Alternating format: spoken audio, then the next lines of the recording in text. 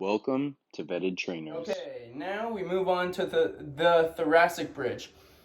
For the thoracic bridge, the starting position is the same as the crab. So I'm going to get my hips off the floor. I'm going to lean over to my right arm. My right shoulder's over my right wrist.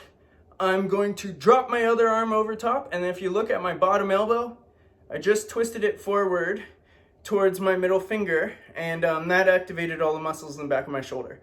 I show control here. I come down slowly, plant my hand, and switch sides. Once I stack my shoulder over my hand, I'm going to twist my elbow forward so it's in front of my, or it's aiming with my middle finger.